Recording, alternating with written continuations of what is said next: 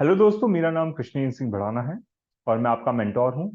और आज मैं आपका मेंस मास्टरी आरएस के अंदर स्वागत करता हूं।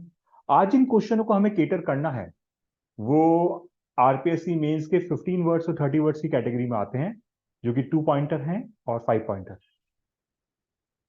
जो हमने कैटेगरी आज ली है इन क्वेश्चनों की वो है the pre history and proto history of Rajasthan, जो कि एक अपना हिस्ट्री का टॉपिक है। और इसके अंदर भी सब टॉपिक जो है वो लोअर पैलेलिथिक साइट्स हैं।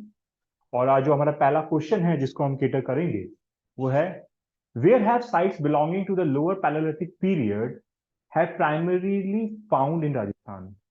ये पैलेलिथिक साइट्स जो हैं वो राजस्थान में कहाँ मिलती हैं।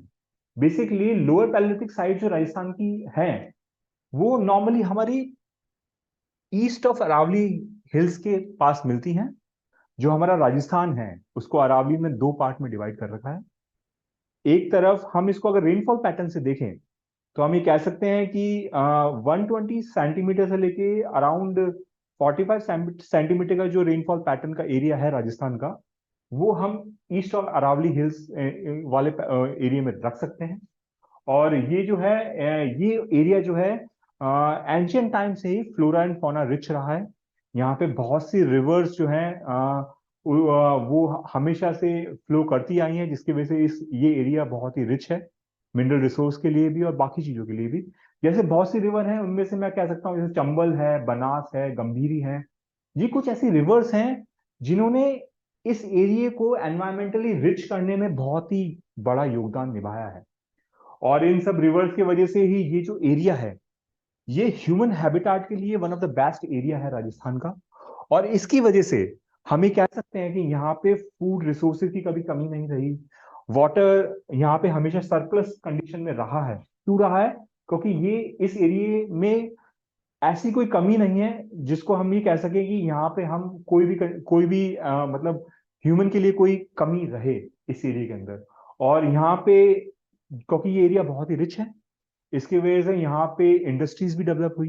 जैसे मैं कह सकता हूँ कि टूल मेकिंग की इंडस्ट्री यहाँ पे रही है। और इसकी वजह से यहाँ पे जो है राजस्थान का 45% पॉपुलेशन जो है इस छोटे से एरिया में रहा है। और यहाँ पे ये बहुत ही डेंसली एरिया है क्योंकि ये ह्यूमन कंडीशन के हिसाब से बहुत ही बेस्ट एरिया है। और जितनी भी इंफॉर्मेशन हमने इस क्वेश्चन में पढ़ी उसको हमने 15 पॉइंट्स के अंदर आपके लिए बहुत ही शॉर्ट कर दिया है, जिसको आप जो है अपने मेंस के क्वेश्चनों में यूज कर सकते हैं। और ये बहुत ही मतलब हमने क्रिस करके सारी इंफॉर्मेशन डाल के इसको पॉइंटर्स में रखा है। और इसको आप यूज करिए इसके अंदर।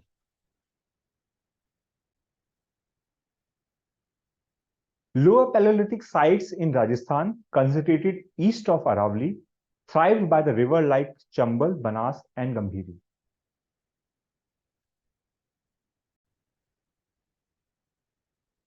अब जो नेक्स्ट क्वेश्चन हम इस इस टॉपिक में लेंगे वो ये है, which are some of the most exceptionally rich lower palaeolithic sites in Rajasthan.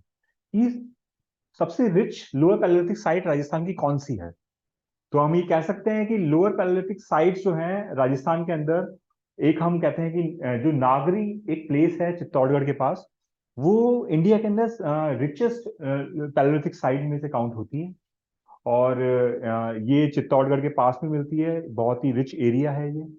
और फिर हम कहते हैं कि इसके बाद हम ये कहते हैं कि जो चित्तौड़गढ़ जो अपना डिस्ट्रिक्ट है ये गंभीरी रिवर के पास है। और कोटा जो डिस्ट्रिक्ट है वो चंबल रिवर के पास है। हम इन दोनों रिवर की ट्रेजेक्ट्री को बहुत अच्छी तरह जानते हैं क्योंकि राजस्थान में जो लोग रहते हैं वो इन रिवर से बहुत करीब है। ये रिवराइन एरिया में है, ये कटाव बनाती हैं, ये बैडलैंड्स में बहती हैं। और इसकी वजह से जो है ये इनके कटाव बहुत बनते हैं। तो इसकी वजह से हम ये कह सकते हैं कि एलुवियल डिपॉजिट यहाँ पे वास्ट होने ही है, क्योंकि ये इन रिवर का नेचर है इन चीजों को जनरेट करने का। और जिसकी वजह से हम कहते हैं कि बहुत से टूल्स, हैंडएक्स वगैरह हम इसमें से बना सकते हैं। ये जितनी इंफॉर्मेशन हमने यहाँ पे लिखी उसको हमने वापस 15 वर्ड्स के अंदर आपके लिए बना दिया। तो हमने क्या बनाया मैं बताता हूं आपको, कि rich lower palaeolithic sites in Rajasthan including Nagri, Chittorgarh and Kota noted for abundant tool ladder alluvial deposits। अब जो नेक्स्ट क्वेश्चन है इसी प्रोसेस में, तो वो हमारे पास कुछ ऐसे है कि what geographical features are observed in the Bhangarh valley related to the lower palaeolithic period. Bhangarh valley वही है दोस्तों जहाँ पे अजगबढ़ भानगढ़ फोर्ट मिलता है, जो कि one of the haunted place है वर्ल्ड की। तो हम ये कह सकते हैं कि भानगढ़ वैली को जो हमने है वो हमने दो पार्ट में डिवाइड किया है, एक तो नॉर्दर्न पार्ट में, एक सदर्न पार्ट में। एक नॉर्दर्न पार्ट में और एक सदर्न पार्ट में। नॉर्दर्न पार्ट के अंदर दोस्तों क्या है, यहाँ पे बेसल सीमेंटेड ग्रेवल्स मिलते हैं, वो भी कैसे मिलते हैं, ओवरलोडेड बाय सिल्ट। और सदर्न पार्ट के अंदर हमें दो साइकिल मिलती है। पहली साइकिल जो है हमें मिलती है बेरिंग ग्रेवल बेड्स की, जहां पे हमें जो सिल्ट है उसके पार्शियल डिपॉजिट्स मिलते हैं। और दूसरे पार्ट के अंदर हमें जो है ब्रोकन ब्रोकन ब्रिक्स मिलती है सीमेंटेड ग्रेवल्स की, जो कि पैडी बैग्स के अंदर, रिवर के अंदर मिलती है।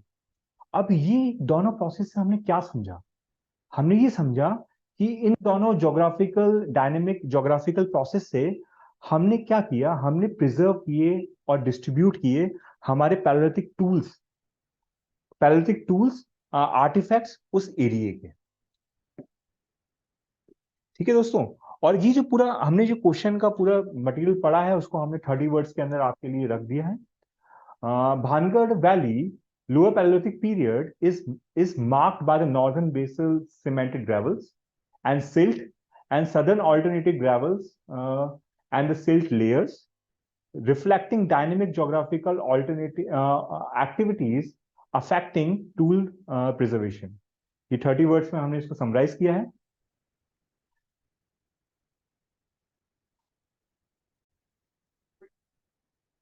नेक्स्ट क्वेश्चन जो हमारा है वो ये है कि what characterised the lower palaeolithic tool industry in Rajasthan.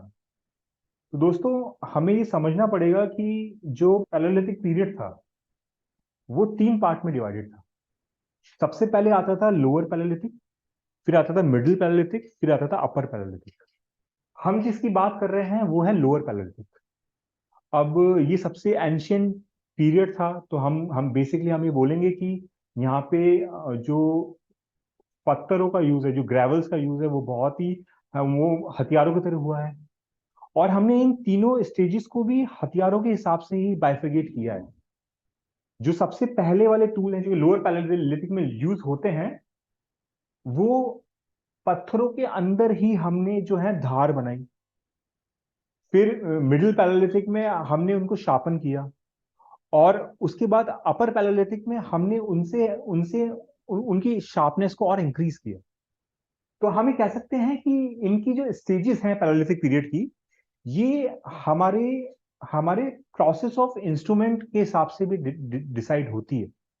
तो ये जो पूरा क्वेश्चन है गाइस, इसको मैंने वापस से आपके लिए 30 वर्ड्स में कन्वर्ट कर दिया है, और आप इसको कंसीडर करिए। हमने इस क्वेश्चनों में बहुत ज्यादा कंटेंट डाला है, और इसको आप देखिए, आपके काम आएगा ये मेंस के अंदर।